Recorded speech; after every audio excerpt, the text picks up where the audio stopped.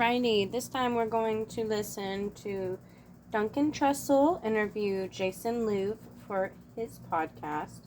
And this was part of it, I believe, not the entirety, but like a good lot of it was in the Midnight Gospel, which is such an amazing show. Kind of trippy, definitely not child friendly, but overall, totally a good time. So, Jason Louv, welcome to the DTFH. What's up? What's up? You know, like thrift stores are, I was talking to guys, just so you know, Jason. I'm gonna get some Jason last clean night. water I had for a my little bit of a paint. podcast drought because, as many of you know, my father passed away. I'm grieving right now. I'm a little fucking crazy. And because of that, I didn't, like, I suddenly just ran out of podcasts. And I realized that, like, oh my God, I need to start recording podcasts. And so I texted Jason, was like, can you do a podcast with me this week? It is I have returned. Hello, everyone in Duncan Trussell universe. I love you all very, very deeply. And thank you so much for welcoming me back to this incredible space. And I'm happy to be back with Duncan in this shared universe with all of you. Jason, thank you so much, man. Like, Jason asked me, what do you want to talk about? And I was like, death. Let's talk death. Because, like, and I'll start with this, man. Recently I've had a lot of deaths in my family. My biological mom passed away a couple months ago. My adoptive mother's twin brother passed away last month. Just lots and lots of people kicking the bucket. My ex-husband's dad passed away the same month that my mom passed. And his old best friend's mom passed away like 2 weeks later. So just clusterfuck of death. So this might be a little bit cathartic to listen to.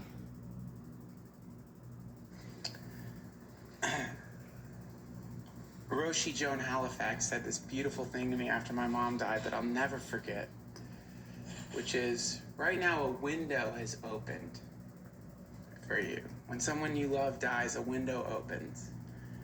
And it doesn't stay open, it shuts.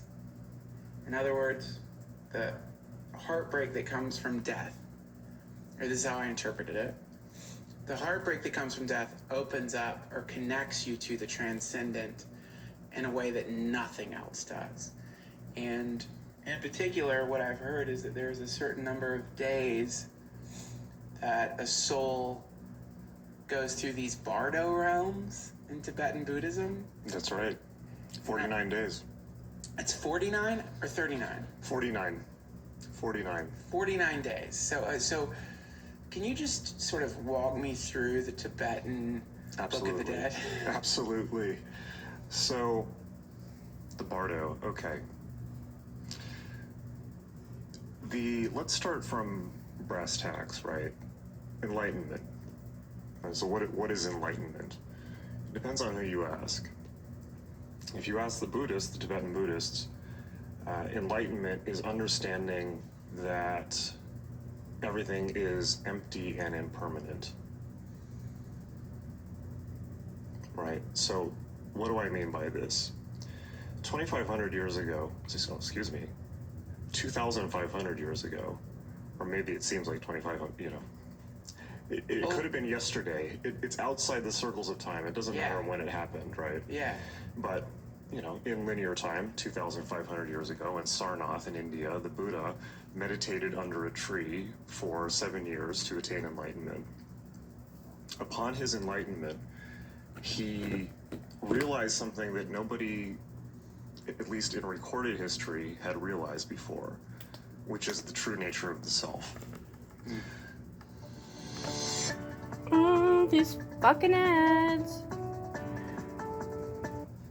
Prior to the Buddha, of course, meditation had been massively practiced all over the Indian subcontinent, and of course all of the Indian yogis and the sadhus, Sure. all of them, right? They all have different techniques. Most of the Vedic techniques relate to focusing on shapes, focusing on kundalini, parts of the spine, focusing on things, but moreover, largely rely on the metaphysics of the idea that there is a true self that can be attained, or Atman, right, in Sanskrit. Okay. So the Atman, in Hindu magical thinking, is the core unbreakable isness of a being. That's Bhagavad Gita chapter 2. It cannot be burnt. It cannot be cut. It cannot be withered by the wind. It has never come into being. Will never come into being. It does not exist. That thing, right? That's the one. Okay. So it's, if I were to describe Atman, it would be something like the fact of even existing at all. Just the fact that this is happening, right? It's similar to Kether in the Kabbalah. Okay. Right, Godhead, right? So, but Indian metaphysics, Vedic Wait, metaphysics. hold on, sorry. I did that thing. I'm very sorry. I did the thing where I go, okay, Kether in the Kabbalah. I don't wait. But describe it. Kether, is that that's the very top part of Yes. the tree of life? Yes. And so that's the sort of, what's the word? The monad. Yes, absolutely. Okay, got it. So it's the number one, right? The first Sephiroth. So okay, the Atman and the Kether. I thought there was a difference because isn't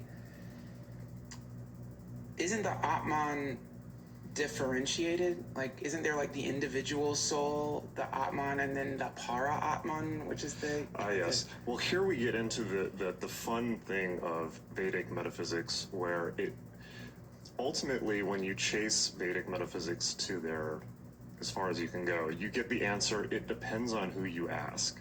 Okay. Because India has this very interesting thing going on where, depending on who the local guru is, the local guru determines reality, and his might be different from the guy down the road. But in India and in Veda Vedanta, or Sanatana Dharma, there's kind of this understanding of truths can coexist. I call it multivalent truth. That's my phrase for it, right? It's like reality can be different, and that's okay. And that's why in India, for instance, there are more religions in India than the rest of the world put together.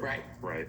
So and that's why Hinduism has survived for so long, because it's not actually a belief system, and it just absorbs whatever comes at it. It's like, so the Christian missionaries, it's like, oh, you worship, the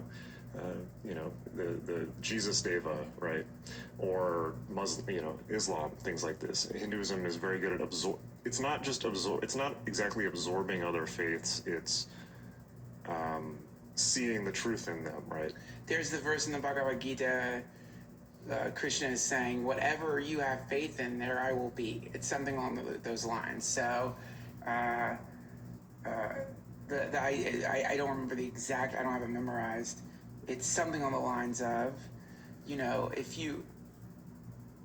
that thing that you're devoted to, what you're devoted to, that's God. You're the thing. If like, I am so merciful, then instead of making you find me, I will be inside of everything you love. But I'm not gonna be like, hey, it's me, God, here in the fucking PlayStation. Right. I'm just gonna let you connect in this way right now until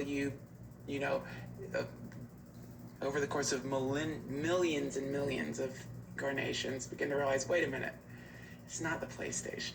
Right. It's something, there seems to be something behind the PlayStation. There's something behind the muscle car. There's something behind the dollar. Well, this is animism, right? Which is close to shamanism. But Hinduism and Sanatana Dharma in specifically is that, right? It's the recognition that everything is God, and everything's okay because everything is God. Yeah. Right?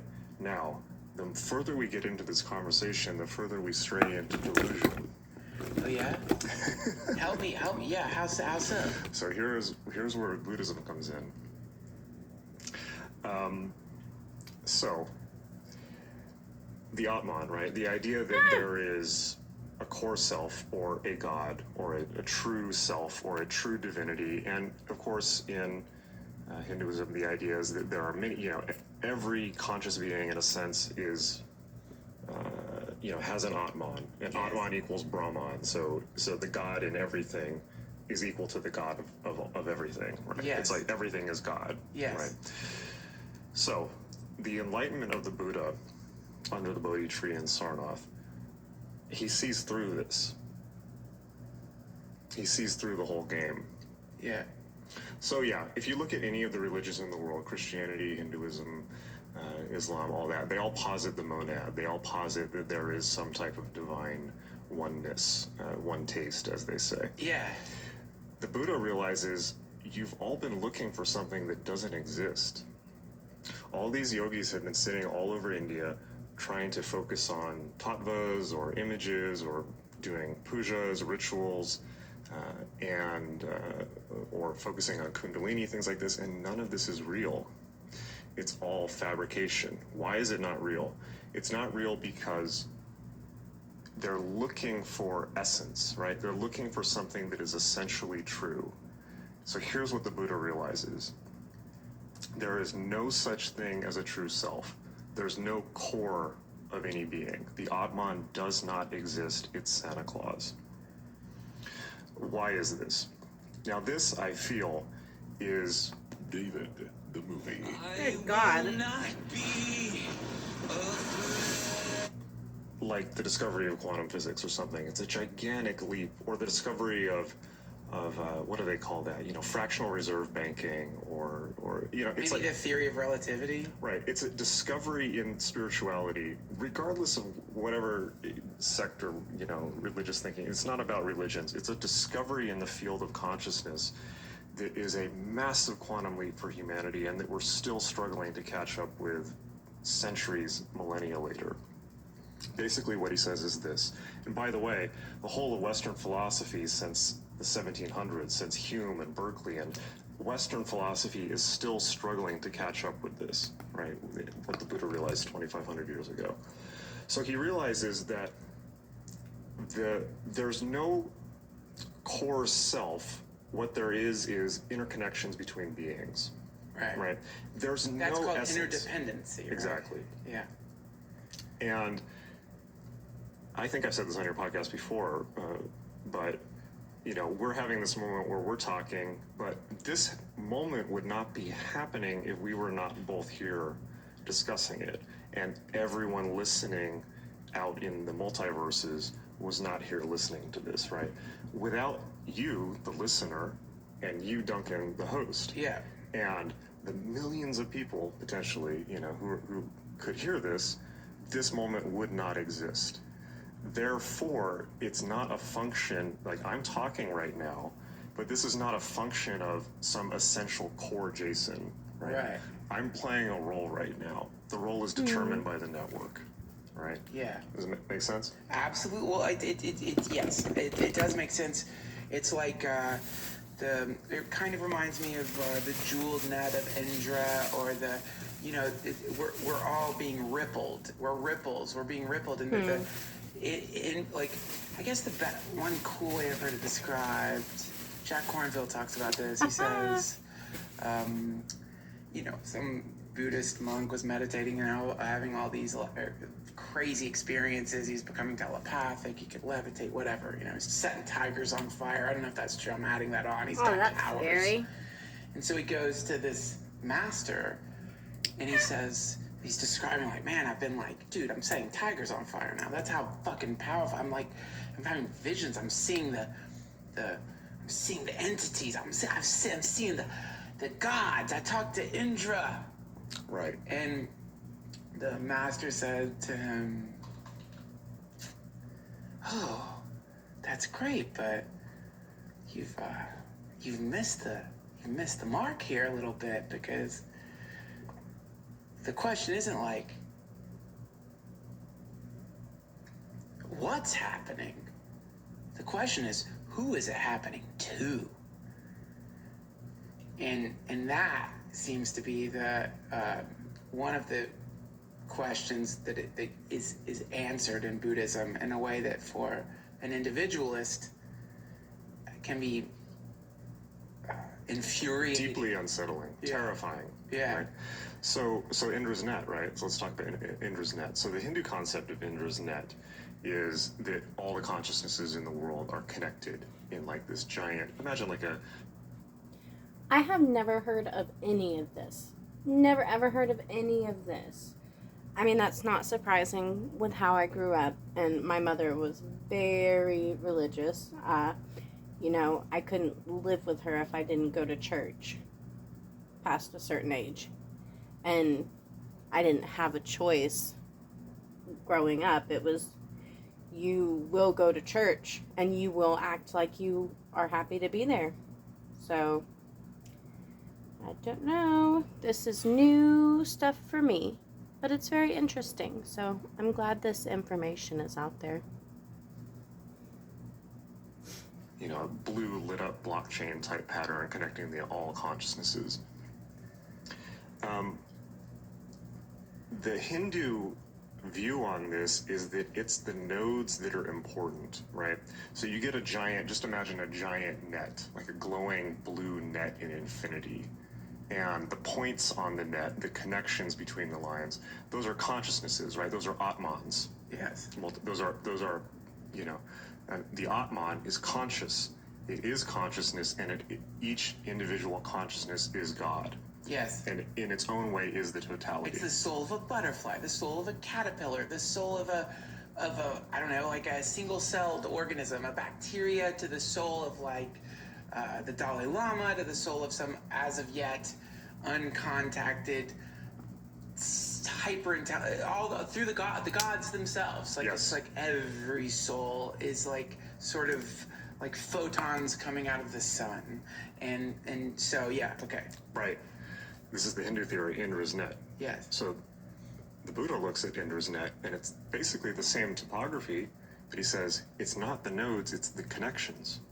Yeah. The nodes are an optical illusion created by the network. You only have the illusion that you're a separate self because it's a point, you're a point at which a network converges. Cool, Right. yeah. So this is the diagnostics of the Buddha, right? It's like we think that we exist and therefore we suffer, right? But we think that there's something essentially true about reality, but there's not. The important distinction here also is this is not nihilism. It's not nothing is real. It's that everything is empty of inherent quality, meaning non-essentialism. There's no essential one true Duncan. There's no essential one true Jason. Right. There's no essence of anything. There's no monad. There's only infinite connection, right? Now this is spiritual maturity, in my opinion, right? Yeah. So the Tibetan Buddhists call this the clear light, the perception of the primary clear light, understanding the essential non-existence of everything. Now, to ground this in my life, you know, the way that I've experienced this is on DMT, right? So December 21st, 2012, I did a tremendous amount of DMT while engaged in sexual antics with multiple people. Wow. Because what do you do on December 21st, 2012? You gotta go out with you gotta go out in style, you know. House on DMT. I've never tried that. I didn't even know that was a thing. It's tricky. It's actually well, you can't quite do them at the same time. Yeah, I You know, mean, it seems real, but I guess it's, man, I don't know how, like, the last thing I'm thinking when I'm on DMT is about sex, you know, because you're so pulled into this flow. What is that like? Well, you don't have consciousness of your body anymore, so basically the sex part stops during the DMT experience. Okay, but in between, you're right. having sex. It's more about the environment in which the DMT is experienced, right? So it's like you were at some like DMT orgy or something? That's... Yeah. Yeah, we'll go with that. Okay, Why not? cool. You were ready for the apocalypse, man. Yeah, I'm me. It's 2012. What are you gonna think do? the world was gonna end? I just wanted to show up and see what happened, you know? Okay. It's like, so, it's New York, you know, looking out over the skyline. But in the DMT space, I had the experience of perceiving the fundamental emptiness of everything, and I described it recently in a podcast I did with Bailey J as nothingness but shining. And what I realized was the self obviously doesn't exist, but the self is also a burden and is a source of suffering. The French call the orgasm the little death, right? But what I realized in the DMT trip is that death is actually the big orgasm, right? The relinquishing of a self. The relinquishing of the idea that you have an individual self is the ultimate orgasm. It's the perception of emptiness and the fundamental clear light of existence, right? Oh, if there's nobody there to suffer, there's no suffering, right? It's an optical illusion. Yeah. Now, let's take this out of my wacky life and back to 2,500 years ago. The Buddha had this insight. This was his enlightenment. And, of course, this drove everyone in India crazy because it was heretical. Buddhism is a Hindu heresy. But... yeah, and in fact, you know what? Let me tell you. Let me just add to that. I've spoken with, you know, and when I say, hey, this is not all Hare Krishnas. It's not all people who are into Vaishnava Bhakti Yoga. But, you know, like all religion, and Vaishnava Bhakti Yoga is the name for ISKCON, which is the Hare Krishna movement. And ISKCON is one branch of Vaishnava Bhakti Yoga, which has many branches. But I remember speaking with a member of ISKCON, maybe listening to a talk they were giving, and they were saying Buddhism is spiritual suicide. And I believe, they have a name for it, Mayavadi or something. There's a name for the Buddhist. It's not good, but it's like that, by allowing yourself to be, this is just to underline what you're saying here about there being a stigma in some branches of Hinduism, not all of them, in some branches of Hinduism. And also, in the branches tend to be fundamentalists. Like what I love about the Ram Dass retreats that I go to is that here we have, and I'm one of them, devotees of Neem Karoli Baba. We have Bhakti Yoga. We have Bhaktis there. And then we have Matter, the Bhakti love, that I want to be a soul so I can love you. I want to be an identity so I can connect to you from my specific Atman to your Atman. And yeah, sure, it's a fucking impermanent web that maybe will, over millennia, disassociate. But right now, this is love, man, and I want it. So he takes that, and he takes people who are very good at articulating Bhakti Yoga, and way better than what I just did, and he throws them in with, like, Zen Buddhists, like Roshi Joan Halifax. He puts them on stage together. You know, Robert Thurman, you know, he puts Robert Thurman, Ram Dass is on stage with Robert Thurman at the last retreat, which was about death. And what I loved about it is Robert Thurman gets on stage and he said so. The first thing out of his mouth as they're introducing him for the first other retreat, he's like, I cannot do a Robert Thurman and Bob Thurman impression. I wish I could. Guy. But he's like, be here now. What does that even mean? He's like, practice, practice, practice. Everyone's talking about practicing, practicing, practicing. He's like, I'd like to see somebody play for once. You know, it's so right at the beginning of the retreat. Just punctual, like cutting through all the like congealed nonsense and like trying to find the pure like isness. So anyway, what I'm saying is, yes, in Hinduism, some forms of Hinduism, Buddhism is stigmatized, but certainly not all forms. And bringing the two together and watching the way they interact is one of the most it's hilarious, sweet things, especially when on both sides there's love. Right. So continue. Yeah, and these are games that have been played for thousands of years. Yes. Right? And remember, I mean, I started my spiritual training, not started, but you know, I trained as a shaman in Nepal, and the Nepalese merged them both. Right, Hinduism and Buddhism are seen as create this like psychedelic megazord what? Yeah, or what's that called in Power Rangers? Oh, okay, cool. Damn it. God, I'm glad it's Power Rangers, but I was praying that you had just added to my lexicon of some fucking new spiritual term called Megazord. Power Rangers, yeah, it's not Sanskrit. So, 2,500 years ago, people start practicing Buddhist techniques and people start waking up out of the dream of their individual suffering all over northeastern India. Oh, I thought that I was a suffering woman whose child had died and that I would be in that utter grief for all the rest of my life, and that there would be nothing but grief and suffering. Yeah. You sit down and meditate for 10 days. Vipassana is a good way to do it. Sure. And Buddhist meditation is you're not trying to get anywhere. You're just sitting with yourself. That's it. That's it. You're not imagining gods. You're not focusing on trying to become something that you're not. You're not trying to, become more pure. You're not trying to become more spiritual. You're just sitting with the feeling that you try to get away from all damn day long, right? Whether it's through Xbox or drugs, whatever, work, drama, interpersonal drama, that's a big one.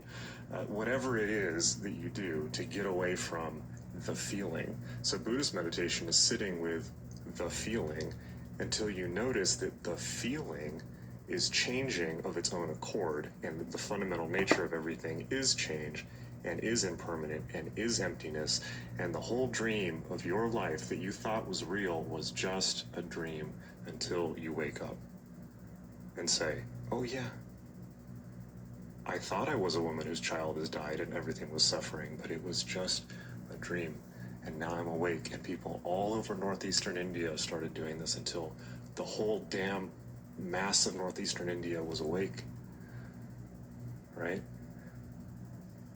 That's the first turning of the Dharma. Wow.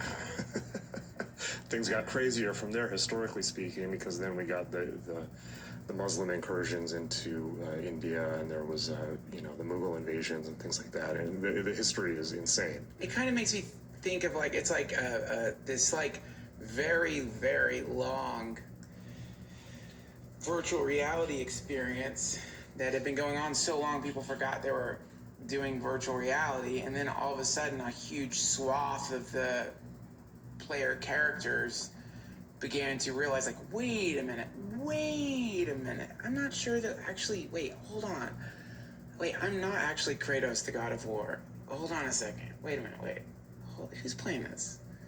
Who's pushing the buttons on this thing? What am I really? And then there's that popping out. I like to think of it as some kind of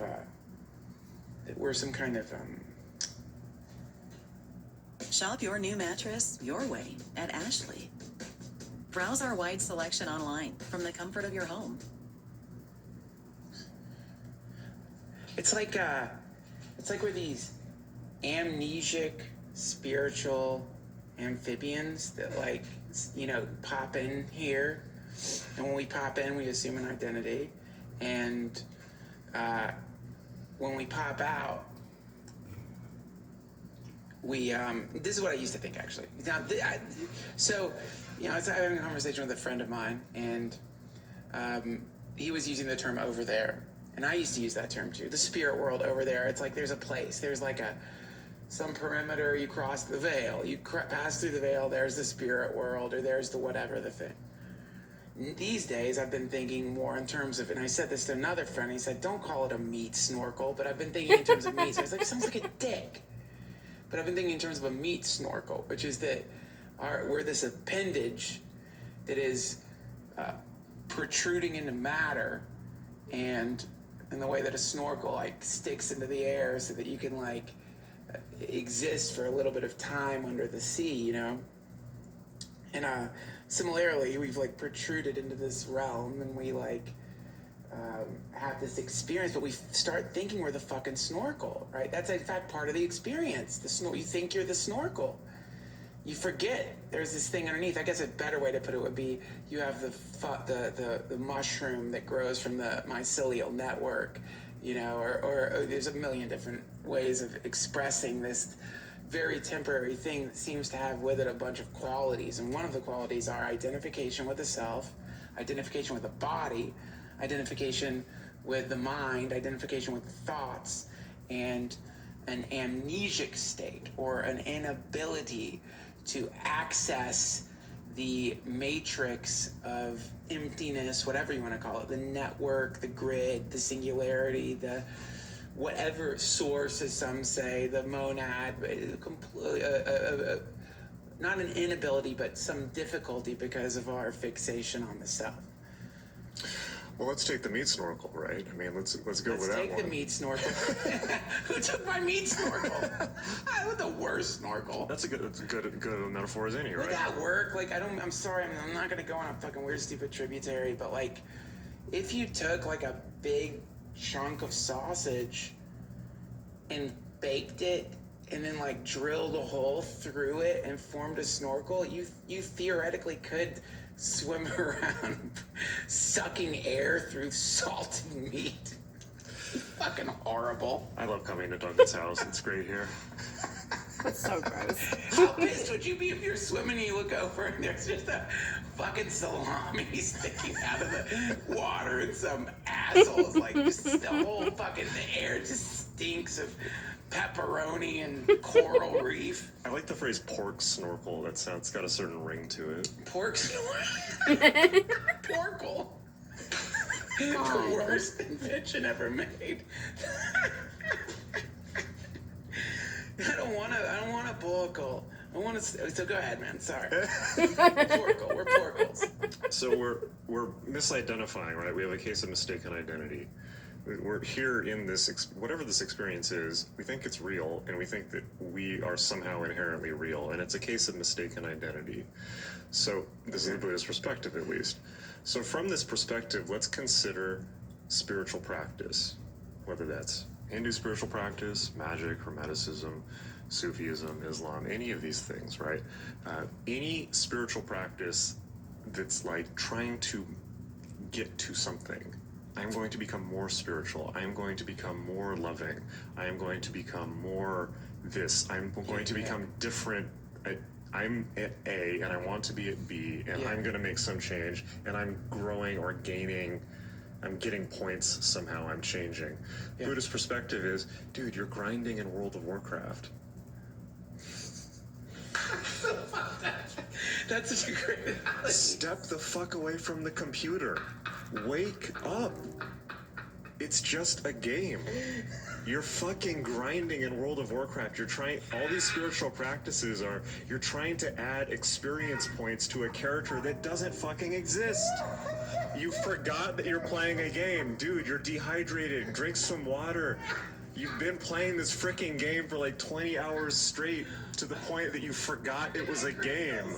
You're fucking harvesting fucking components to sell Arcanine crystal. I don't know if that's what they're called. I just remember at some point in my World of Warcraft addiction. It's so funny, dude. I can remember being so addicted to World of Warcraft and fucking... Did you play World of Warcraft, Jason, or you just... A little bit. I did have a massive StarCraft addiction, Okay. which I think we have in common. Let me just look this up. In World of Warcraft, there is an actual economy, right? Yeah, fucking Arcanite for sure. And like, and you can like basically use a skill called alchemy to form various. Oh yeah, I remember this. Right? Yeah. So like, and I don't know what it's like now because I haven't played in a while. I'm afraid to even look it up. I just wanted to make sure Arcanite was a thing, but I don't even look at it in the way like a crackhead doesn't even want to look at sugar. I don't even want to like come close to it. But you can like you end up like harvesting sort of what's it called, components, you know, for some weird alchemical metallurgy, I guess. I don't remember. It's been a long time, but you could essentially produce Arcanite bars, I think. And the Arcanite at one point was set. It was an economy, man. And the Arcanite would go up, it would go down, and you could sell that fucking Arcanite for gold, and you could use that gold to buy cool shit. And like, you're out there. You're if you're me, it's like 4 a.m. Sound familiar? At Mattress Oh, Firm, we God. understand there are many problems that can keep you up Hate at the commercials. Even just like your warlock, undead warlock, Dathrak, has been creeping through this swamp or that place or this place just to try to gather the necessary components to fuse together to make the fucking Arcanite bars. Or you sell the fucking Arcanite bars, or you trade them for this thing or that thing. I can't remember, but yeah, like at some point it's like you merge with Dathrak, you merge with the warlock. You're not even Duncan anymore. You're not a fucking Duncan. You're a fucking Dath. You're literally undead. You're in the swamp. And doesn't that make the game so much better, right? Oh, yeah. Like, that's kind of the idea of the game, Oh, right? that's To merge, or even, let's say, even watching a movie, it's suspension of disbelief. Why are we building these crazy virtual reality rigs? We want our virtual realities to be as real as possible. Now they're going to have Magic Leap, all this stuff. It's like, we want to be... That's like the great quest of media, to have an experience so powerful and overwhelming and artistically satisfying that you forget that it's not real. we want to repeat what's already happened. It's not enough that we're in our bodies and we've identified with this player character. We want to continue pushing into the simulation. It's like, whereas Buddhism is pulling out, it's like we've got virtual reality goggles on and we're in a game, and now we want to put on another set of virtual reality goggles, and then not only do we want to put that on, but then we want to add to that another augmented reality thing, and then another. So this is like this kind of like infinite, is ingress the right, an infinite pushing into matter and Yes. time, and infinite, and in that kind of pushing into matter and time, we're desperately trying to avoid taking off the virtual reality goggles. Why are we desperately trying to avoid it? Because we don't want to feel that feeling. What feeling? The feeling. I am as I am, right? The feeling of everything that you do, the addiction to Maya, is to not feel your inherent suffering, Yeah. right? Because it sucks to have a body. It hurts. The fact that we live in the fact that everything is impermanent is a cause of suffering. Old age, sickness, and disease, and death, Yeah. right? Everything, we live in a universe in which time exists, and therefore everything will disintegrate and be gone. And the suffering of that is unbearable. Yeah. It's not Is it? bearable. It's bearable. I mean, if it was unbearable, we wouldn't be bearing it. We're bearing it right now. We're just pretending we're not, right? Isn't that the idea? Like, the idea is, it's like, so here this is like, all right, here's what we got. Suffering, right? And so you're fucking suffering, man. I'm suffering. This is dukkha. Wobbly Dukkha. wheel. Wobbly wheel is how I've heard it. Basically, like, the way I've heard it described is this. The way I've heard it described, I'm not being mysterious about it. My meditation teacher, David Nickturn, told me. Wobbly wheel. So it's like you're riding your bike, and one of the wheels is a little deflated, right? And so it's not going to be a great ride. You're going to ride your bike, it's not going to be a great ride. Praise God, I got a new bike today because some demonic fuck stole my bike. Damn. Such bad karma, such bad karma. Bike theft. Ugh. And they were inflating the tires, and I was thinking of dukkha because my teacher like uses this great comparison, and he's like, you keep it between, I can't remember, I always forget the PSI as soon as I fucking walk out. He's like 70, 80, 50, so keep it between this area, it's gonna be a rough ride. So the PSI of this universe that we're in, or the experience itself, it's at the wrong PSI, so to speak. It's a wobbly wheel, which means that there's a fundamental wobble in everything. Every single thing, it's just always a little off. And the suffering, this is how I've come to understand it, which means it's probably wrong, but right now this is where I'm at. The suffering is coming from, would be like me on a bike with a fucking deflated wheel, pedaling around and having this shitty ride, and thinking to myself like, well, maybe if I fucking turn the switch this gear, that gear, this thing, or this will make it better, I'm expecting the fucking thing to not be wobbly anymore. the analogy's rotten because like I could just fill the fucking wheel up with air, right? But in this situation, it's like, well, you have to surrender to the fact that it's really not gonna work out. And which is why I love when my teacher started teaching me, the first thing he said is, I want you to know this. And Chogyam Trungpa Rinpoche, my teacher, said to me, and he meant this. And I remember he looked me right in the eye. He meant this. This is hopeless. This is hopeless. Yes. See, I'm at the part of my life now where that's a relief. I've gotten past the part where, like, I'm in a Disney movie where hope is like, you know, Chipmunk singing about, like, hope will leave you alive and then no. Hope tortures your fucking ass. Hopelessness.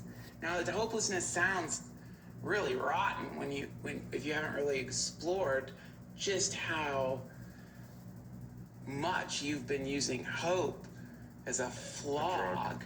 Whoosh, a flaw. You've just been fucking whipping your back with hope. Ooh, I hope I get that.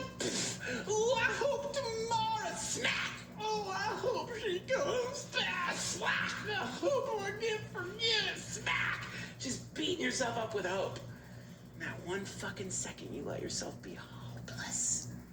Let go of hope. Let go. What a great place to be. Let go. The game is not winnable, right? So here's, Gurdjieff called this the terror of the situation, by the way. Really? The terror of the situation.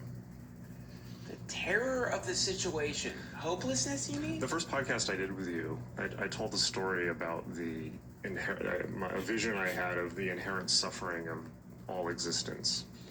Right. Oh, yes. The universe as a hell realm. Yes. That's probably an overly dramatic way of putting it, but here's the deal. It's just a game, right? Everything changes. Everything is impermanent. Everything is shifting. And this whole story you've constructed about this person that you think you are, the voice in your head that tells you it's a real thing, it's a person, that voice that sits in your head, the one that speaks to you and convinces you that it's you, that speaks to you with your voice, that speaks to you with your name, Yeah. that you think is you is not you. It's just a delusion. Yeah. Yeah, that's good. It's the fundamental nature of reality is emptiness. It is empty of inherent meaning. And then, of course, that means that any meaning, whatever can be constructed from it, it's infinite chaos in a way, in the best and most creative sense. Yeah. But the Buddha's perception is, when you think the game is real, you suffer, right? If you've identified with your World of Warcraft character, and then your World of Warcraft character gets nerfed, you suffer because you think it's real. Yeah. Right? Right. Now, this point is important. This is something Ram Dass talks about, and it's important. So, you and I sit down and play a game of fucking Monopoly. You know? I do not want you, Jason Louv, every time we roll the dice, to be like, you know, this is just a game, Duncan. It's not real. I want you to be like, I'm gonna take your money, right, bitch. And I, because that's how you play Monopoly, right? Monopoly is not meant to be played in some kind of like. Monopoly is a vengeful game, which is obviously one of the most hilarious critiques of capitalism in existence. That nobody got. It was actually created by socialists. Right. Yeah. It's hilarious. So it's really and it like just naturally turns everyone playing into like either cheaters. Everybody turns into like everyone's like looking at like Donald Trump like, oh my god, I can't fucking believe this. Like, what are you talking about? It's like, it really is. It's like someone pulling a fish out of the ocean and being like, oh my goodness gracious, I can't believe how wet this fish is. Oh my goodness. What, you fucking think it's a fish? Right. It's funny how nobody got the point of that game. The point is, it's like, the point is to demonstrate that the game is rigged. And this is kind of the Buddha's critique, right? It's like addiction, right? Addiction is a great metaphor. Oh, wait, I'm sorry. I'm sorry, very quickly. I'll finish the point. My point is this. One level, rigged game. That's okay, too. That's okay. Rigged game, okay. Suffering, okay. World of Warcraft, okay. Dathrak addiction, okay. That's the thing. Because if we're applying, if we're saying not okay to this thing that we're in right now, then we've applied meaning too. You know what I mean? So it's a perfect not okay, I guess you would say. Everything is perfect. This is my perception. The universe, matter, energy, space, time, as they say. Everything is perfect. The universe is constantly fulfilling. It is like the God is constantly fulfilling our every desire. Like everything is there. Everything is manifested. Everything, all kinds of experiences.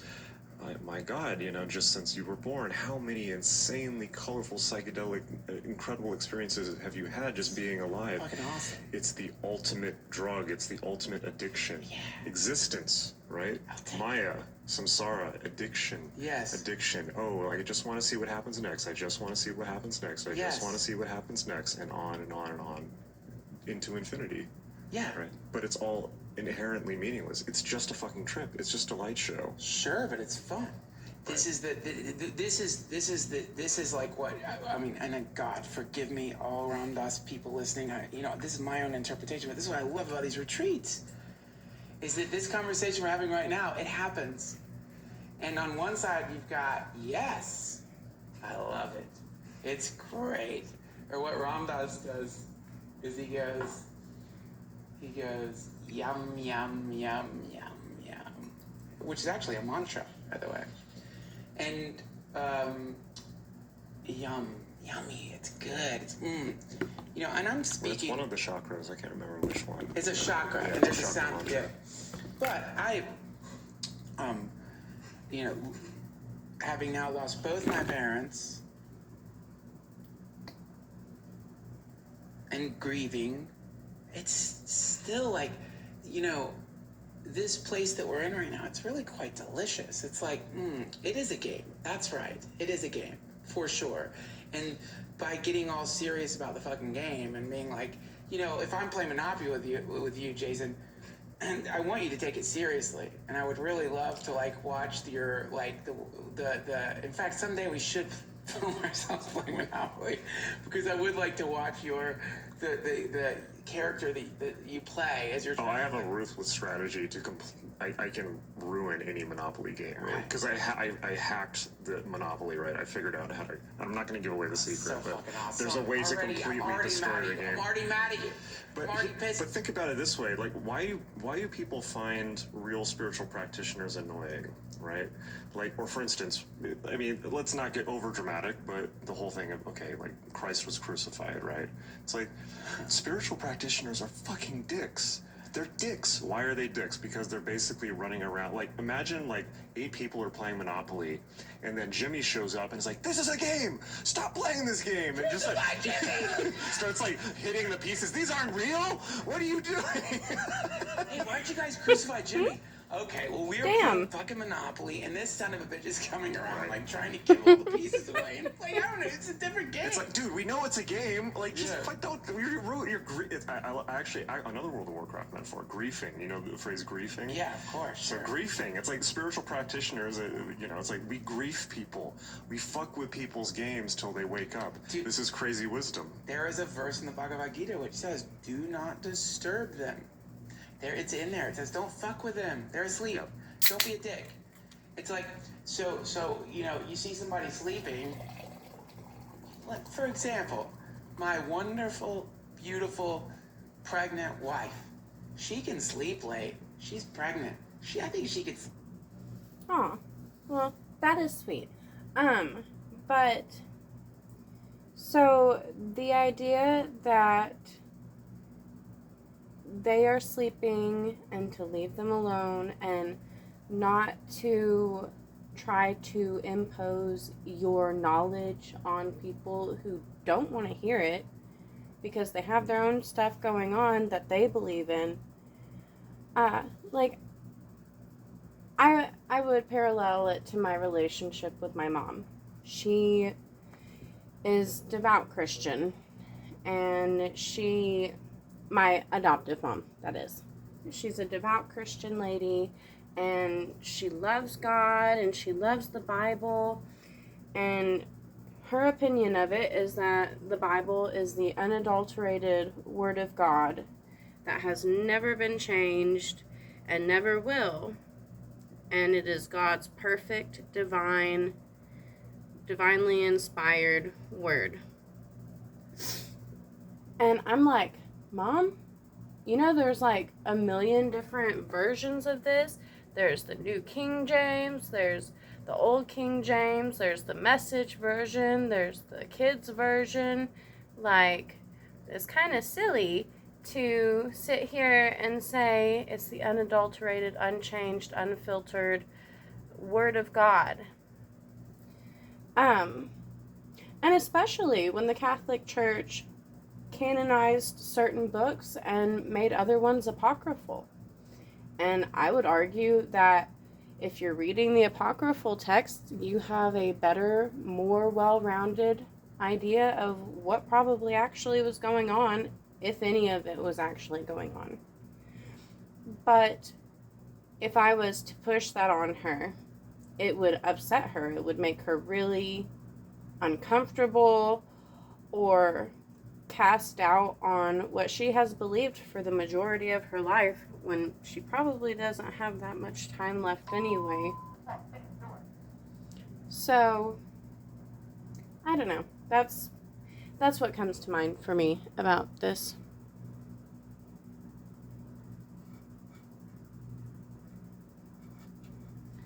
Okay. To like 10 sometimes. I can't do that anymore. I got a 44-year-old's brain. I got a 44-year-old's pickled burr.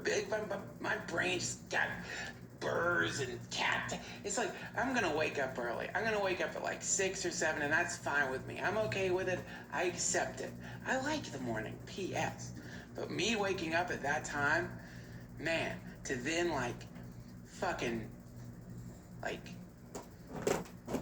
wake my wife up. Hey, wake up, Aaron. Time to get up. I'm up. Don't you want to see the beautiful morning? Don't you realize how beautiful the morning is? God, the sanctimoniousness of a fucking morning person. Talk about crucifying. Fuck crucify. Crucify a morning person. The fresh dew on the flowers and the piranhas of the fish. Fuck you. I want to sleep like the night. It's okay, right? Or like somebody running into a movie theater screaming, you're just watching a movie. Yeah, exactly. So there's a certain level of etiquette, which is that if you find yourself waking up, and this is of course one of the neophyte phases. A neophyte who just barely starts waking up will start immediately. Don't you know that everything? I've done it certainly, and that's one of the but then as it progresses, what ends up happening is you find your satsang, which is like people who are waking up and want to wake up. Oh yes, people playing the game I'm waking up, but not actually waking up. Okay. That's a good one. Well, we're pretending to wake up game. That's very Chokim Trump of you. And I think that's a phase of it. But for sure, man, because of the quality of existence here, we need a community around us, and even if you are, you at least need to be around people who can say to you, hey, wait a minute. Are we playing the game of waking up, or are we waking the fuck up? What's happening here? What's going on here? What is it? Are we doing that thing where we're pretending to be up and we're not? That's good, because my experience with it, where I'm at right now, is that you kind of wake up and go back to sleep. You know, there does seem to be a process happening. You know, and the process is, oh my God, I'm gonna quote the Grateful Dead. Sometimes the light's all shining on me. Other times I can barely see. You know, that's it. Lately it occurs to me. What a log. I have a bad voice. Straight trip, it's there. But the point is, like, sometimes you're up, sometimes you're not. And what I love is that when I fall asleep, I'm lucky enough to have teachers who, like, let me. You know, all right, go back to bed. You want to go back to bed? Go back to bed. And in fact, one of the coolest, my first contact with the Hare Krishnas was with this wonderful devotee named Bhadda Haridas. And he had a student, a friend. My brother and I were meeting him, and he was going to read the Bhagavad Gita to us. And this devotee had not woken up. He was asleep. And I remember, like, my brother's like, where? I can't remember who it was. I don't remember which devotee's name he was. He's like, where is this devotee? And Bhadda Haridas is like, oh, he's sleeping.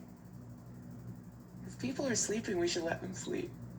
And I thought, that's so fucking cool. That's so fucking cool. Let them sleep. Even if they were awake before, let them go back to sleep. Now we get Mahayana Buddhism. Oh, you mean like Pure Land Buddhism? Or what do you mean? No. So this works, what you just described is a perfectly functional framework. You let people wake up if they want to wake up. It's okay.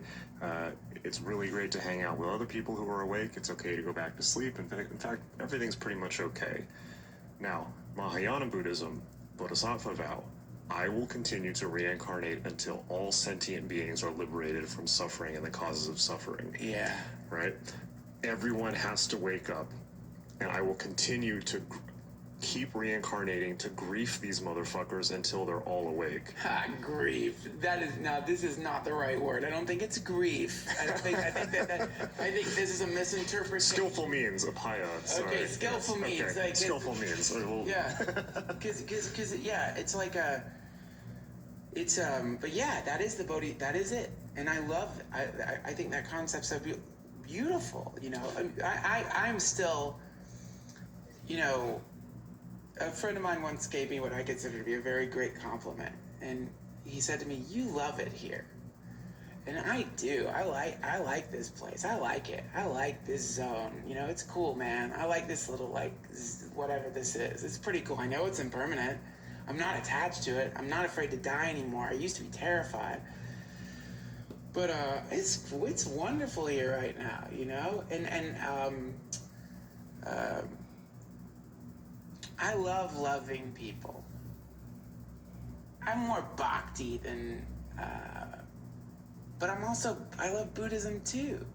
But I'm Jnana, in case you haven't guessed yet, you know. I hadn't guessed. I was wondering. Mental. Yeah. But yeah, I mean, look, human life is the most precious thing in the universe, really, right? Because in the sense that it's the best game to play. Of all the games in the universe that you could play, being a conscious, at least semi-conscious person in a human incarnation during a time of pretty amazing economic well-being and ability to have incredible human experiences, yes. Whatever one thinks of whatever political turmoil appears to be happening, which is really kind of minor in the grand scheme of things. If you look at history, it's like a fucking fart in the wind if you look even 400 years ago. So people who are sorry not to cut you off, people who are upset about Trump or upset about people who are upset about Trump seem to have forgotten their bodies are aging. You know what I mean? It's like, dude, why don't we fuck with... You need to be worrying about the fact you're going to get old. What about that? Have you thought about that yet? You're going to get old. Your body's going to get all wrinkly and withered, and you're going to shit your pants pretty soon. God. Like, you're upset about the president? The people who are freaking out about... and yes, Trump is awful, but Then why are you wearing a MAGA hat right now? Kidding. I'm wearing a fashy haircut. No, definitely Go ahead, not. sorry, I cut you off. What was my... Oh, so the whole Trump thing, right? It kind of reminds me of people who are tripping and think that it's going to last forever. You're like, oh my God, it's going to be like this forever. I'm having such a horrible trip. Yeah. It's like, everything changes. Everything's impermanent. Everything will slowly change, right? Unless a fascist dictatorship happens, it could it's like their fear is that so it's on both sides. The terror is this: one side, deep state takes out Trump, installs spokesperson for military industrial complex / Satanism / some kind of like underground, I don't know, fucking, it's all the QAnon shit, some dark, Hollywood, perversion, and they're gonna kick Trump out so that they can install someone who is more connected to Moloch. That's one side. Coup. The other side, You gotta do this in Alex Jones. We put in the work to make the holidays fresh. You put in the work to get on my To make them nerves. special. Boys. They're gonna. Okay, I'll try. They worship a fucking owl, fucking goddamn goblin owl. Goblin likes to. It's raping kids and setting. We gotta get the interdimensional child molesters in there. They're riding around on owls, shooting fucking lubricant on babies and blasting fucking. And then they're gonna cut. That's one side, and then on the other side is the incredible, to me, the thing that really did give me one of those dizzying, all right, not only have I apparently walked into a simulation, but I didn't have enough money for the well-written simulation, or I've got bad taste for this, because this particular video game appears to be written by somebody who is the opposite of subtle, because today, going to jail, I don't know if you read about this, in prison today was the person from the NSA who leaked that the Russians hacked the election, and you know what her name is? Reality. Oh, Reality Winner? Yes. Yeah. So the United States government just put Reality in jail. There it is. It's okay, come on. Are you really come on. That can't just, that can't, the odds, I know the odds of someone whistleblowing and saying, hey dude, our election got fucked with, those are pretty good odds that's gonna happen if someone's fucking with the election. But the fucking odds the person's name is Reality Winner, and that the person who's president was a reality show host, it's just bad writing. Leela, bad writing, yeah. It's just a game. All this By the way, stuff. I'm sorry. Whoever wrote it, I love it here. I'm telling you, I'm just saying it's funny. It's just funny in a kind of a cheesy way, which I respect. It's cool. I don't mean to insult you. Whoever's writing this stuff, you guys. Yeah, are I mean, hilarious. if you have it, America. Whoever wrote the American dream right now, the current dream, the current delusion, the current nightmare is, it's pretty trailer park.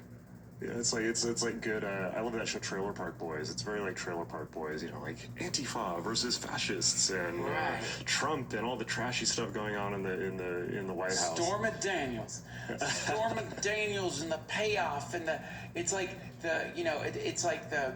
really is really cheesy. It's cheesy. It's very what's the word? It reminds me of there's not XXX but an X-rated kind of. It's kind of X-rated cheesy, simulated sex level cheesy. There's something more creepy about simulated sex than actual sex. Right. Low-grade porn seems somehow creepier than actual fucking somehow. I don't know. I'm off on a real tangent. So it's a game. We're in a Leela. This is some kind of. Well, yeah. I mean, it's we look at all this. When you look at all this stuff if you meditate long enough to, develop the mentality of an advanced meditator. I mean, you just look at this stuff and it just looks like Keystone Cops. You know, it's like those old movies of, you know, people chasing each other through a hall, opening doors and closing doors and chasing each other around doors. And it's hilarious. It is. And the compassion, right? What is compassion? It's like, it's such a misunderstood term in a way. It's like, compassion is understanding that everyone is already enlightened and choosing to play this game. And the compassion is, it's like, I have compassion for all life and all sentient beings because it's all an extension of, we're all the same thing. We're all this consciousness, right? Parts of our consciousness are incarnating into really weird games, right? Like incarnating into, I don't know, whatever happened in, the crazy breakdown of democracy in America, the insanity that goes on in various places of the world. It's like human beings play some really weird games. Yeah. Right? But ultimately, we are still all this consciousness, which is itself empty of any inherent quality, just experiencing a light show. So the whole thing about spirituality is that it's really not that special, right? Because all that it does is it allows you to step away from the computer, right? It's like, oh yeah, that's World of Warcraft, right? Yeah. Oh, right. Oh, right. It allows you to wake from the dream.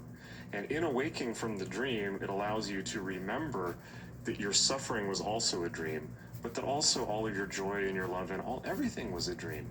But here's where I'm confused. So, and this brings us to probably the last question.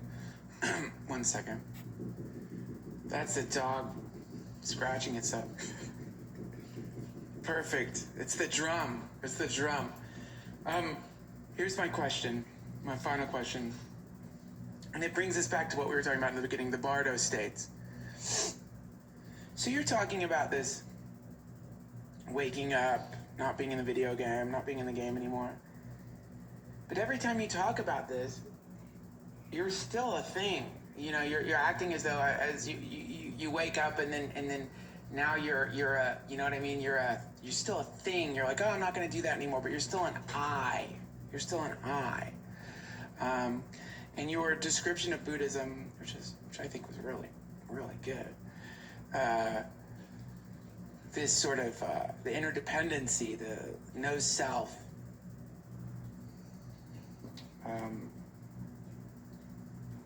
It seems to kind of negate the idea of the soul, and or not doesn't seem, it does, you know, or at least like makes the soul another temporary phenomenon. So what is it then that is experiencing these Bardo states? Aha. What are the 49 days? What's going through that? So here's where it gets really fun. So I opened up by saying, well, let's get down to brass tacks, and then we went off on this huge tangent about what is reality, what is enlightenment, right? So the Bardo. So think about it this way, right? You're living your life. Everyone's living their life out there and thinking that it's real. And then they die, right? Yeah. In the when you die, according to now this is in the Bardo et al., right? So it's I believe the Nyingma Buddhism, right? So the first school of Tibetan Buddhism, the original school of Tibetan Buddhism, explored this in great detail, and you can verify all this by reading it. This is how the Bardo works. When you die, you trip for 49 days, right? Because here's what happens. When you're in a body, you're experiencing all these different hallucinations. But as my Sufi teachers told me, as long as you have a body, you're able to modulate your frequency, right? As long as you have a body, you're able to change the frequency at which you're experiencing reality. This is why human life is so fucking precious. Yeah. It's why human life is so important. It's why human incarnation is the best of all possible incarnations. Because yes, in theory, you could be born as something greater, an angel, a god, something like that. And yes, you could be born as something lower, a demon, something like that. But the thing about humanity, a human being has a choice. A human being can choose, and other things in the universe cannot, right? So as long as you have a body, you have the ability to choose, to, make new choices and make new decisions which modulate your frequency. When you die, you lose that ability. So think about it like this. Your life's a trip. Let's say your life is horrible, awful. You live in a war zone your entire life, right? You're resonating at that frequency. You know, over the course of however long you live in such an existence, you have various opportunities to, hopefully, to change and transform that energy into something else. People get out of war zones all the time. They, people get out of refugee camps, things like that, or whatever it happens to be, right? Human beings are experience choosing machines. We choose experiences to have, and then we identify with that experience, that game, right? Who chooses? Well, ultimately nobody, right? But but this is the previous point of our conversation where we were talking about games. Everything's a game when you see things. Everything is a game that becomes... This is in Ram Dass's Experiments in Truth. He talks about this is the idea of burning off karma, and it's like it seems to clash with the impersonalist perspective in the sense that. So what you're talking about is like, and I have, though I do love the idea, and the older I get, the more I think it's probably true. I don't completely understand. We will either pick this up tomorrow or maybe put on something else to listen to. Undecided as of now. If we don't end up finishing this, though, y'all should definitely go and listen to it because it's all really good, and I like learning new things and listening to new perspectives. I don't know. It helps me feel like I'm growing as a person. But I digress. We'll talk again soon. Bye.